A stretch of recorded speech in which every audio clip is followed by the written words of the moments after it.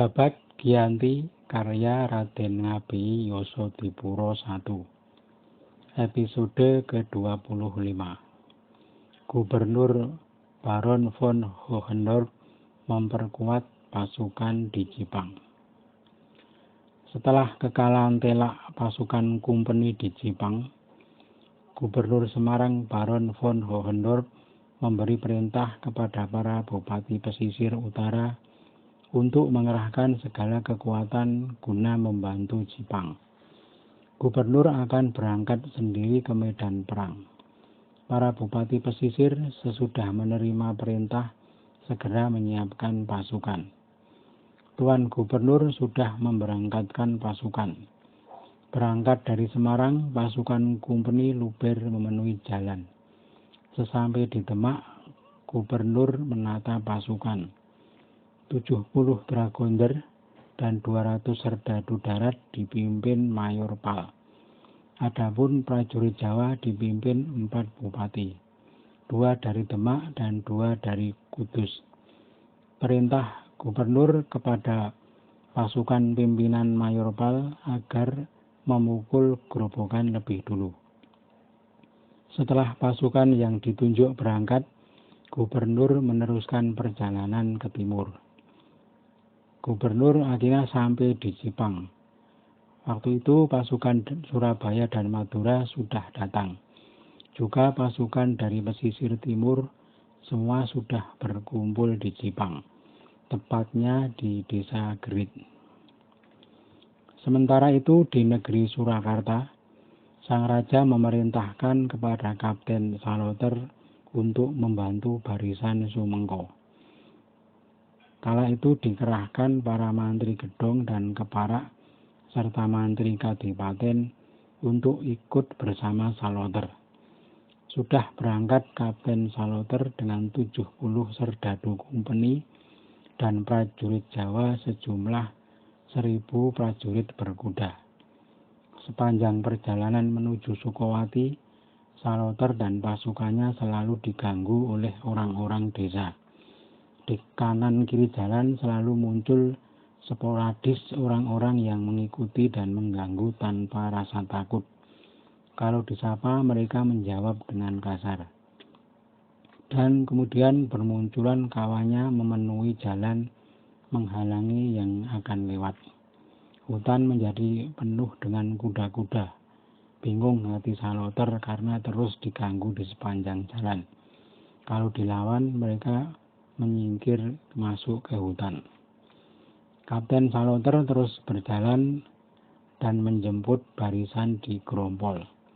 Tumenggung Kartonagoro dan pasukannya diajak beralih tempat bergabung ke Sumengko. Tumenggung Kartonagoro memerintahkan kepada pasukan untuk membubarkan barisan Grompol. Berangkat sudah para prajurit dari Grompol menuju markas Sumengko. Singkat cerita, Saloter dan Kartonagoro sudah sampai di Sumengko. Saloter sudah bertemu dengan Kapten Balangger. Bersama pasukan para bupati, sudah banyak prajurit di barisan Sumengko. Sudah hilang rasa khawatirnya. Setelah dirasa semua terkendali, Gubernur bermaksud pulang ke Semarang. Saloter mendapat perintah dari induk pasukan Kompeni di Jipang agar mengawal kepulangan Gubernur dari Desa Gerit.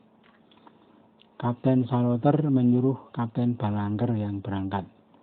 Balangger menolak, takut kalau dihadang musuh di jalan, karena Pangeran Adipati Sukowati masih berada di sekitar Jipang.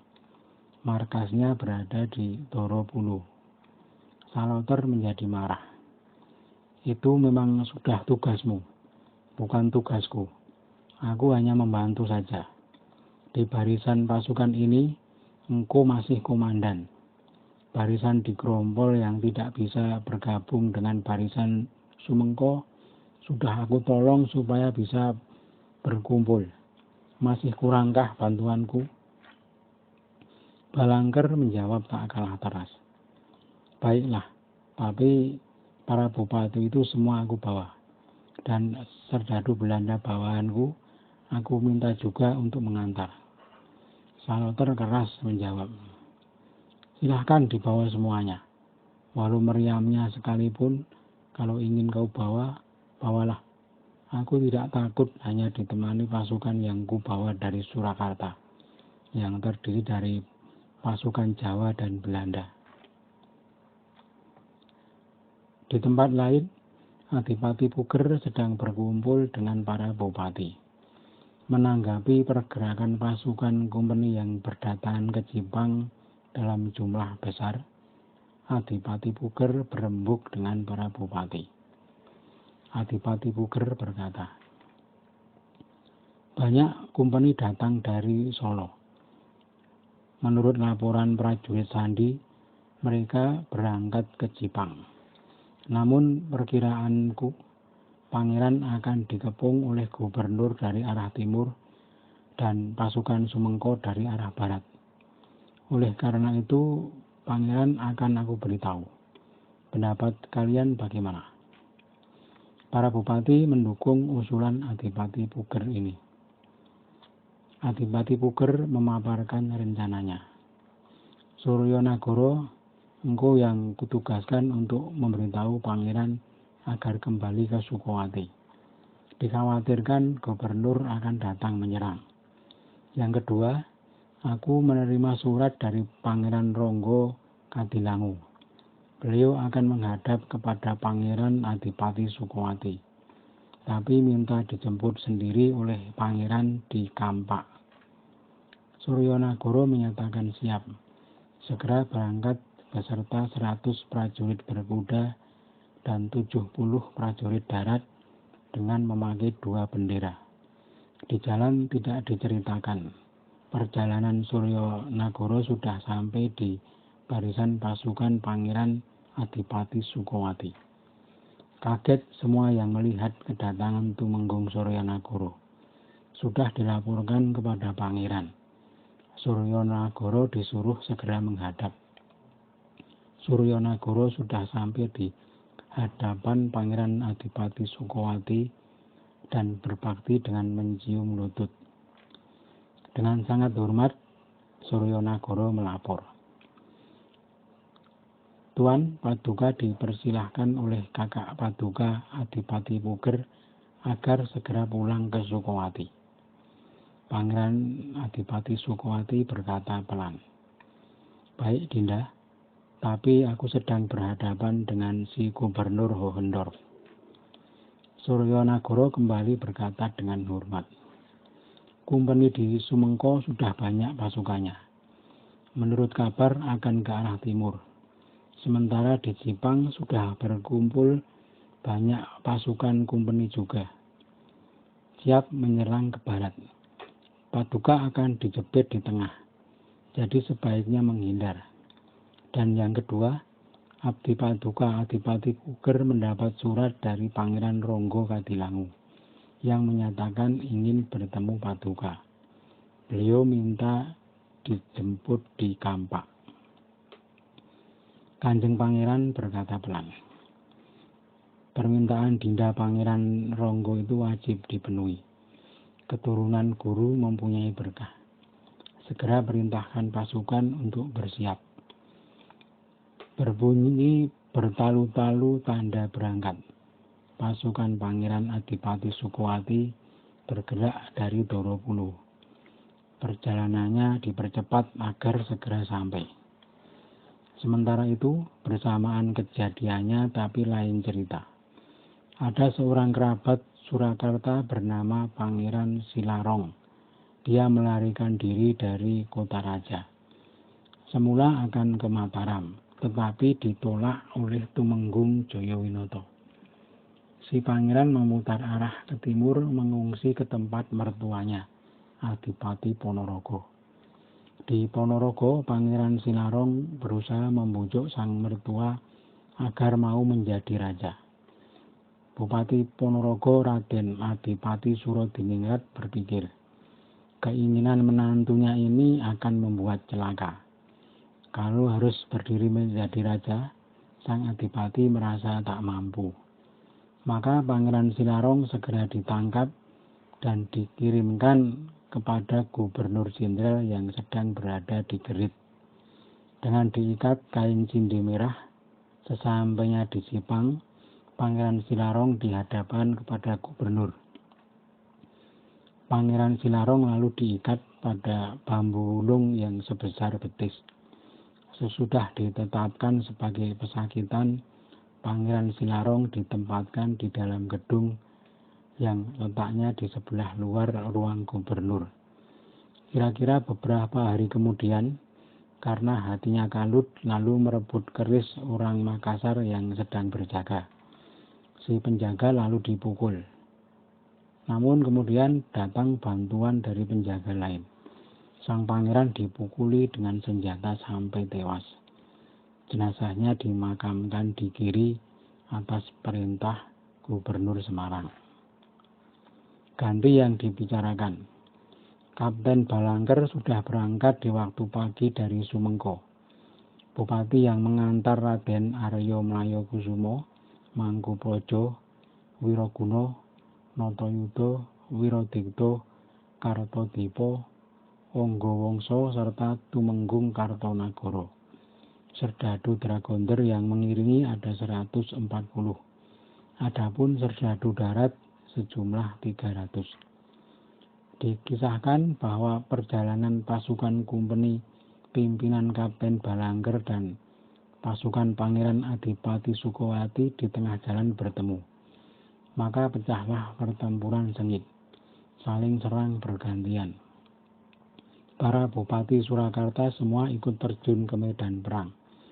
Tumenggung Kartanagara, Tumenggung Wiradikta, Anggawangsa, Wiraguna, Natayuda dan semua mantri serta kliwon dari Surakarta semuanya mengamuk. Ngabehi Tambak Nagara, adik dari Tambak Boyo, tampak memimpin di depan. Tangguh tak bergeser sedikit pun. Tambak Boyo melihat adiknya mengamuk di kubu lawan. Dia memilih menyimpang, tak hendak melawan. Para bupati teman-temannya ikut menghindar bersama Tambak Boyo. Prajurit bawahan menurut pada bupati mereka masing-masing, lalu diarahkan untuk menyimpang dari medan perang. Kanjeng Pangeran Adipati Sukowati ikut menyimpang, menghindar supaya lapang. Sesudah berpencar, para prajurit yang masih sibuk hanya di barisan belakang pasukan. Mereka masih melayani amuan pasukan Surakarta sambil mundur. Pangeran Adipati Sukowati lalu bermarkas sementara di Rajakwesi, agar para pasukan dapat beristirahat. Sementara itu di Surakarta ada kabar Kanjeng Ratu Ibu meninggal dunia. Setelah selesai pemulasaraan jenazah, segera diberangkatkan dari Surakarta untuk dimakamkan di Imogiri. Karena para bupati luar sedang di medan perang, yang mengantar para bupati dalam dari gedung kiri disertai bupati kepala kanan. Dari markas Rajakwesi, Pangeran Adipati Sukowati turun ke Kampak, karena di situ tempat janji bertemu dengan Pangeran Ronggo. Pangeran Ronggo sudah datang. Setelah bertemu kemudian menyerahkan adiknya yang bernama Raden Sutawijaya untuk diabdikan kepada Pangeran Adipati Sukowati dan siap berbela mati. Sudah diterima pengabdiannya, lalu diberi nama Pangeran Ronggo. Adapun sang kakak kemudian namanya diganti menjadi Pangeran Ronggo Baledowo. Pangeran Adipati Sukowati kembali ke selatan lagi, lalu ke timur menuju Majenang. Di Kebon Agung, Pangeran membuat markas, lalu menanyakan tentang barisan Sumengko. Para bupati melaporkan bahwa yang berjaga adalah Kapten Saloter, sedangkan Kapten Balangker sudah dipanggil ke Jipang. Pangeran memerintahkan untuk mengganggu setiap hari ke barisan Sumengko. Mendadak datang prajurit Sandi memberitahu bahwa mereka hendak diserang oleh kompeni yang bermarkas di Demak.